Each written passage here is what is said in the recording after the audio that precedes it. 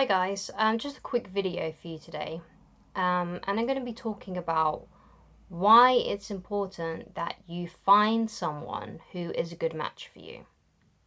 Now, a lot of the reasons why relationships break down, why there's divorces, is because when you begin a relationship, everything feels great, everything's amazing, you're completely enamored with the person that you're with. You kind of get intoxicated by this, the love hormone. And basically, what it does is that it clouds your judgment. So, red flags that may be there at the beginning of the relationship when you start courting someone, you ignore those red flags because you're just so in the moment and feeling so intensely about that person. And basically, what happens is those kinds of things, those red flags, don't go away. So, for example, for me, I was in a relationship about 7 or 8 years ago, and at the beginning of this courtship, of the beginning of the relationship, it was probably like a few weeks in, right, to this relationship. This girl, who I was seeing, asked me what I would do if she cheated on me. And that should have been a red flag there. I should have paid attention to what she was saying to me. I should have paid attention to the red flag. And it wasn't until over a year later that I eventually did actually leave her after she had actually cheated on me multiple times. So, the problems that some relationships may face might not be things like infidelity. It could be the fact that one person has a really toxic view of relationships in general. Perhaps they have other kind of like toxic behavioral patterns. Perhaps they just live a completely different lifestyle to one another, the couple. Let's say one of them really loves to go out drinking and partying and coming home at 3 a.m., while the other one likes to get in bed by 9 o'clock and get up at 5 to exercise. These kinds of people clash. But the thing is that at the beginning of a relationship, people ignore these red flags because they're so caught up in their emotions and how they feel. And basically that's why but the thing is, these things don't go away. These red flags don't go away. They crop up again and again and again. And then at some point, it could be, a few months down the line, it could be a year down the line, it could be 10 years and a marriage and a bunch of kids down the line, when these people realize that they're not compatible and these red flags, their behaviors haven't changed.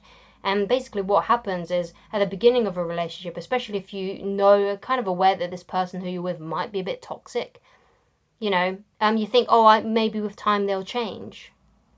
Or maybe I can change them. Maybe I can, get help for them and then they will change themselves. But the thing is with that is that people rarely change who they are. It's in fact a quote that I like to use, and I think I learned this from Tony Robbins, is what people can do is extraordinary, but what they will do is disappointing, right? So you can give all the, if you think that your partner or whoever it is needs to change, and you can give them all the resources, you can tell them what to do, you can send them videos, articles that can help them, but, they've got to want to change. It goes like another like analogy, another kind of joke is, how many psychiatrists does it take to change a light bulb? Just one, but the light bulb has to want to change. And typically most people don't want to change. Most people like to stay how they are. They're happy with the way that they are. And the fact is, sometimes they don't even realize that what they're doing is wrong, because they've just been brought up in a certain way to believe that these kinds of toxic behaviors are normal. So, for example, if they grew up in a house full of cheaters and their parents always cheated on one another, or one parent was cheating a lot, they grew up thinking that that's normal in relationships, and they can't even, even look to find a different worldview. So the point is that don't try and change people. Always assume that the person you're with is always going to be that way. So if you start dating someone and there's a lot of red flags, perhaps they say something similar to what this girl said to me, and she said, what would you do if I cheated on you?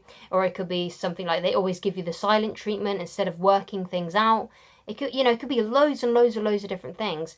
But if they're doing something that you do not like, that is making you feel uneasy, that's making you feel comfortable, that's making you think, I certainly hope that goes away with time, you need to leave that person before it gets too far.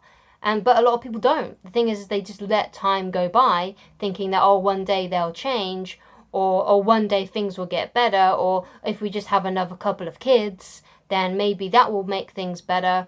or maybe when we get married, maybe that will make things better. But unfortunately, it rarely does. These things rarely do work out. And to think that you are the exception, that you're the one that's going to be able to change them and mold them into the perfect person who you want them to be, you're deluding yourself. You cannot assume that you're special and that you're going to be able to change this person into who you want them to be, because it's very unlikely that you will. So you can't change this person, and that's why most relationships do end badly and end in divorce and things like that. It's because they just ignored all the red flags at the beginning, and they didn't kind of see what was going on because they were so blinded by their affection and blinded by their love. Which is why I always talk about a video and always focus people to go to that video, which is the video I made on how to attract the right partner. Because you need to find someone who has the same kind of values, same kind of lifestyle as you do. And, when you meet someone who has the same kind of values as you, so let's say, for example, that you you both like to go and exercise and take care of your body. It might be the case of you both want to have children, or you both want to get married, or perhaps you want to find someone who wants to stay single and not get married and doesn't want children. You have to find someone who values the same things as you do, because it's pointless for you to go out there and find someone who wants to have kids when you don't want to have kids, or vice versa. Like, you go out there not wanting to have children, but this person deeply wants to have a family and have children. Or it could be the fact that you really want to be in a monogamous relationship, yet the person who you're with is a little bit iffy about that, is a little bit more polyamorous, isn't really that into it, wants to kind of see other people and things like that. And these things, do crop up in the relationships if you ignore them. Just because you think that you're going to be able to change them, or because you love them so much, your love will be able to change them. It's very delusional. It's not a great way of thinking, because you need to assume that this person is the way they're always going to be. So, the important thing about attracting the right partner is, and that video that I go into about that, which I will link in this video's description, is, you have to find out what you want in a relationship. And basically, you need to find someone who is exactly that, who wants those same things as well. And one of the best ways that you can do that is actually by becoming, in a certain way, your perfect partner. Now, this doesn't mean if you're a man that you should start dressing up as a woman if you want a woman and, attract a woman into your life. I'm not saying that. But if you want to be with someone who is monogamous, if you want to be with someone who wants to have kids and is very family orientated, if you want to be with someone who takes care of their body and knows how to communicate well, you need to be really interested and value those things as well. There's no point in you saying, oh yeah, I want to have someone who is a really good communicator, and yet when you have an argument with someone, you like to give them the silent treatment and you don't open up. You need to find someone who lives the same kind of lifestyle as you and who values the same kind of things as you do. And forget attraction, okay? I'm not saying you can't be with someone who is really attractive, because you can. But when you start dating and courting someone, don't get so wound up about the way that they look. Don't get so intoxicated by the great sex life that you have, or something like that. Don't get intoxicated by these things, because they mean very little in a long-term relationship. They feel good in the moment, but over the long term, if this person looks amazing and gives you amazing sex or whatever it is, but they're toxic and they can't communicate and they belittle you and they're mean, or they're cheaters and they've got loads of orbiters that are kind of always surrounding them, there's not really much you can do about that.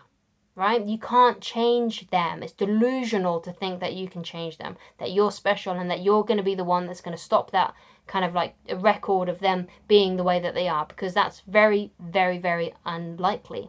And basically, ignoring those kinds of things and having that kind of mentality where you think you can fix someone is why there are a lot of divorces, a lot of unhappy relationships, a lot of unhappy marriages. So it's important, while you're single, that you find someone who is right for you, who has the same kind of lifestyle, who communicates in the same kind of way that you communicate, who values the same kind of things, who wants the same kind of things in life. Because if you don't, you're going to be unhappy. You're going to end up in those divorce courts. You're going to be miserable. You're going to be sad. You're not going to be happy if you don't meet someone who is like you. And that goes into like one of the universal laws, which is like attracts like. So you need to find someone who is like you in order to be happy. Now that doesn't mean that you can't be with someone extroverted if you're introverted. Obviously, it doesn't mean that you have to like every single TV show. It doesn't mean that you have to like every single piece of music. But those core values, those deal breakers need to be in alignment. Does this person want marriage? Do you want marriage? Does this person want kids? Do you want kids? Does this person value monogamy, or are they more polyamorous? Do you like to grow as a human being? Like, do you like to go to seminars, or read books, or go to the gym? What is your lifestyle like? Because you need to find someone who has the same lifestyle as you, and who has the same values. And if you find someone like that, and if you watch that video on how to attract the right partner, then you will find someone like that. Again, it might not be a perfect match. There might be a few little things here and there, but at least the important things are in line, and then you'll be able to go the distance. So I hope this video has helped you. I hope you found it informative. I hope you've really taken what I've said to heart, because it's really, really important that you find someone who is actually good for you, who wants the same things as you, who has the same values.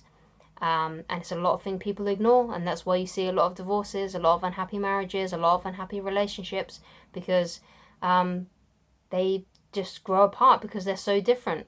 It might not necessarily mean that there's been cheating or anything toxic or just bad in the relationship. Sometimes people just separate because they are just really different, and they're no longer on the same path. So if you want to be with someone long term, if you want a happy, long, fulfilling marriage, you need to find someone who has the same kind of lifestyle as you, has the same kind of values as you, and someone who you can grow with, as opposed to growing apart. Thank you so much for watching, and I shall talk to you again very soon. Goodbye, guys.